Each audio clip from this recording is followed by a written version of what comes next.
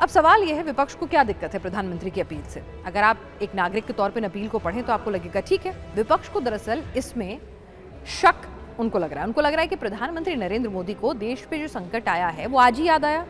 वैश्विक संकट तो पूरी दुनिया में पिछले 2 महीनों से ज़्यादा वक्त से चल रहा है। युद्ध शुरू हुए तो एक लंबा वक्त हो गया है, तो फिर अभी आपको क्यों याद आया देशवासियों से अपील करने का?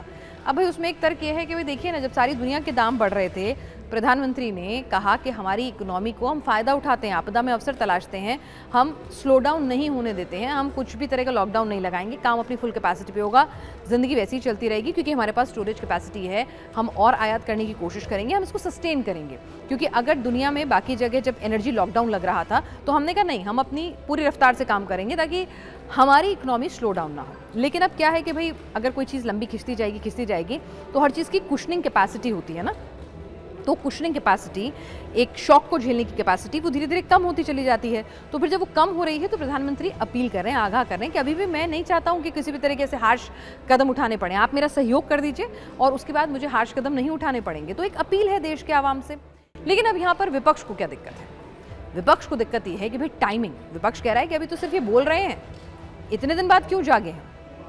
अगर वाकई में ऐसी कोई वैश्विक स्थिति थी, संकट था, तो ये सारे मेजर्स पहले क्यों नहीं लिए? पहले इसको दूर करने के लिए कुछ काम क्यों नहीं किया? जब रुपया इतने रिकॉर्ड स्तर के न्यूनतम स्तर पर चला गया है तब क्यों जागे हैं? इलेक्शन जैसे ही खत्म हो गए तब आपको जनता से अपील करना याद आ रहा है। अखिलेश यादव का एक ट्वीट है, वो मैं आपके लिए पढ़ देती हूँ। अखिलेश यादव क्या कह रहे हैं, मल्लिकार्जुन खड़गे क्या कह रहे हैं, साथ ही साथ राहुल गांधी क्या कह रहे हैं, अखिलेश यादव क्या कह रहे हैं, वो भी तस्वीरें मैं आपके सामने रखती हूँ एक एक करके। आप देखिए, कांग्रेस तो लगातार इसमें पूरा का पूरा उसने एक सीरीज ऑफ ट्वीट्स कर दिया है, क्रोनोलॉजी समझा रहा है, वो पुराने बयानों को निकाल के ला रहा है। इलेक्शन खत्म हो गए हैं इसीलिए यहाँ पर ये अपील की जा रही है और उन्हें तो ये भी है कि अब आने वाले दिनों में बढ़ोतरी की भी आशंका से वो इनकार नहीं कर रहे हैं। मल्लिकार्जुन खड़गे क्या कह रहे हैं, जब गरीबी में आटा गीला हो रहा है तब मोदी जी देश को बचत करने का पाठ पढ़ा रहे हैं। 28 फरवरी को वेस्ट एशिया में जंग शुरू हुई, कांग्रेस पार्टी ने हर पहलू को हाईलाइट किया। यानी 28 फरवरी से आज आप देख लीजिए, मई के महीने में हम खड़े हैं। अर्थव्यवस्था की बर्बादी, रुपए का लगातार गिरना, पेट्रोल डीजल एलपीजी के दाम, किल्लत, किसानों को फर्टिलाइजर की कमी, फूड सिक्योरिटी पर मंडराता खतरा, एमएसएमई का संकट, बहुत कुछ कांग्रेस ने कहा कि हमने जिम्मेदार विपक्ष की भूमिका निभाई, हमने हाईलाइट किया। प्रधानमंत्री जी उस वक्त चुनावी प्रचार में मशगूल थे और रोड शो कर रहे थे, क्यों कह रहे थे कि स्थिति काबू में है, सब अच्छा है। अब चुनाव खत्म हो गए तो देश को उपदेश दिया जा रहा है, तो ये कह रहे हैं ये मत करिए, वो मत करिए, इसकी बचत कीजिए, वर्क फ्रॉम होम कीजिए। अपनी 12 वर्षों की नाकामी का ठीकरा देश की जनता पर मत फोड़िए मोदी जी, पर उपदेश कुशल बहु तेरे, वो ये कह रहे हैं कि दूसरों को उपदेश दे रहे हैं। तो ये जाहिर सी बात है विपक्ष का काम है। मल्लिकार्जुन खड़गे जो हैं वो इसमें यहाँ क्रिटिसाइज़ कर रहे हैं। अखिलेश यादव की बात करें तो अखिलेश यादव भी तंज कस रहे हैं। वो कह रहे हैं जो संकट है ना, उसके लिए, हर संकट के लिए बीजेपी जिम्मेदार है। अखिलेश यादव बाकायदा एक पूरा ट्वीट लिख कर कहते हैं, चुनाव खत्म होते ही संकट याद आ गया। यानी कि विपक्षी पार्टियों को टाइमिंग पर संशय हो रहा है। वो कह रही हैं कि जो टाइमिंग है वो सही नहीं है। दरअसल देश के लिए संकट सिर्फ एक है और उसका नाम है भाजपा। तो यहाँ पर अखिलेश भी एक लंबा चौड़ा ट्वीट करते हैं, वो भी इसी बात को दोहरा रहे हैं। अब राहुल गांधी का भी ट्वीट आपके लिए मैं पढ़ देती हूँ। राहुल गांधी क्या कह रहे हैं?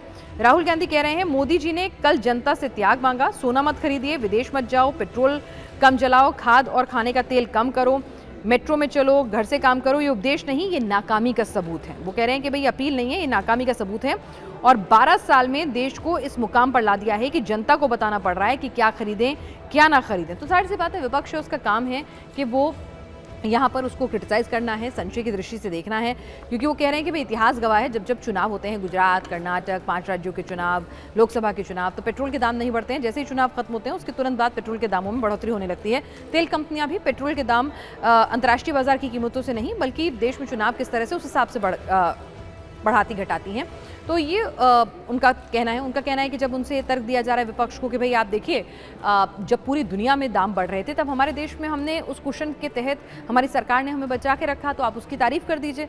ठीक है, चलिए इलेक्शन के नाते ही सही, पर फायदा तो एक आम आदमी को मिला ना, दाम तो हमने नहीं बढ़ाए ना, अगर बढ़ेंगे भी तो आगे बढ़ेंगे। जब पूरी दुनिया में पहले से बढ़ रहे थे तो उनका कहना है कि भाई जब तेल कंपनियां जो थी, जब दाम सस्ते थे तो घटाए नहीं, तो अब उसका फायदा उठा रही है। खैर, विपक्ष का काम है सवाल उठाना, विपक्ष सवाल उठा रहा है। लेकिन इस बीच कई लोग सोशल मीडिया पे ये भी कह रहे हैं कि भाई आपने, देश के प्रधानमंत्री ने अपील तो की है आवाम से कि आप ये मत करिए, सोना मत खरीदिए, विदेश मत जाइए, मेट्रो से सफ़र कीजिए, लेकिन ये चैरिटी बिगिंस फ्रॉम होम, यानी कि शुरुआत बदलाव की अपने घर से होती है।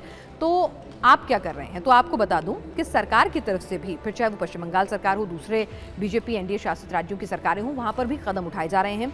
जो गैर जरूरी मीटिंग्स हैं उनको वर्चुअली कंडक्ट कराने की भी खबरें आ रही हैं कि भाई जो गैर जरूरी मीटिंग है तो उसमें आना जाना वेस्ट नहीं करेंगे, कोई हॉल वगैरह लेके एसी कंडीशनिंग रिसोर्सेज वेस्ट नहीं करेंगे, कोशिश करेंगे वो तमाम मीटिंग्स जो है बहुत ज़्यादा जहाँ पे फिजिकल प्रेजेंस की जरूरत ना हो उन्हें वर्चुअली निपटाया जाए।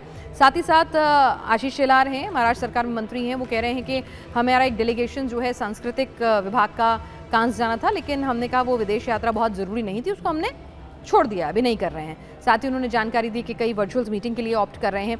और ऐसा ये नहीं कि महाराष्ट्र सरकार में ही हो रहा है, अभी धीरे धीरे जो हमारे पास जानकारी है सरकार के दूसरे विभागों में भी इसी तरह की जो खर्च कटौती है, किस तरह से खर्च की कमी की जाएगी, एनर्जी कंजर्वेशन किया जाएगा।